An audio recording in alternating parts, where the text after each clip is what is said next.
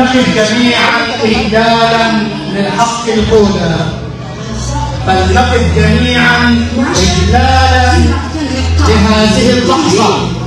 صلح تاريخي ينهي خصومة دامية راح ضحيتها 10 أشخاص. في مشهد إنساني مهيب يعيد رسم ملامح السلم في صعيد مصر، شهدت قرية أبو حزام التابعة لمركز نجع حمادي بمحافظة قنا أمس يوم الخميس واحدة من أكبر المصالحات الثأرية في تاريخ المحافظة، بعدما طوت 3 عائلات صفحة الدم وفتحت صفحة جديدة عنوانها التسامح والمحبة عقب سنوات طويلة من الخصومات التي راح ضحيتها 10 أشخاص وأصيب 7 آخرون. جرت مراسم الصلح داخل المعهد الأزهري بالقرية بحضور مدير أمن قنا والإعلامي مصطفى بكري عضو مجلس النواب ومدير المباحث الجنائية ورئيس فرع البحث الجنائي ومأمور مركز نجع حمادي ورئيس مباحث المركز، إلى جانب القيادات الأمنية والتنفيذية والشعبية ورجال الدين وأبناء القرى المجاورة الذين احتشدوا لتوثيق لحظة تاريخية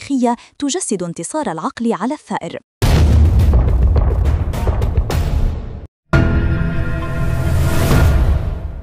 وشهدت المراسم تقديم عائلة الحميدات القودة إلى عائلة السعدية وإتمام الصلح بين السعدية والقنادلة، لتنتهي بذلك سنوات من الدم والخصومة وسط أجواء من التقدير والامتنان للجهود الكبيرة التي تبذلها أجهزة الدولة لترسيخ الأمن والاستقرار وتحقيق السلم المجتمعي في ربوع الصعيد.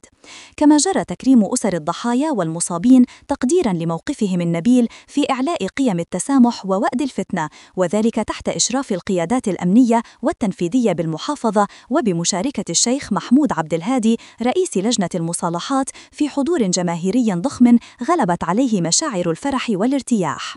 وخلال كلمته عبر الإعلامي مصطفى بكري عن سعادته الغامرة بهذا الحدث التاريخي، مؤكدا أن ما شهدته قرية أبو حزام اليوم يعد نموذجا مشرفا يحتذى به في التسامح والوعي المجتمعي، قائلا: هذه اللحظة تجسد إرادة أهالي أبو حزام في تجاوز الماضي وبناء مستقبل آمن لأبنائهم، وهو مشهد حضاري يعكس توجيهات الرئيس عبد الفتاح السيسي وجهود وزير الداخلية في ترسيخ قيم السلم الاجتماعي والتنمية في الصعيد. وأشار بكري إلى أنه تابع الأزمة منذ بدايتها عام 2021 حين شهدت القرية واحدة من أبشع الوقائع الثأرية، مؤكدا أن الوصول إلى هذا الصلح التاريخي يعد إنجازا أمنيا ومجتمعيا كبيرا ورسالة أمل إلى كل قرى ونجوع الصعيد. وأكد الحضور أن ما جرى في أبو حزام ليس مجرد صلح بين عائلات، بل انتصار لثقافة الحياة على منطق الثأر وتجسيد عملي لقيم العفو التي دعا إليها الإسلام،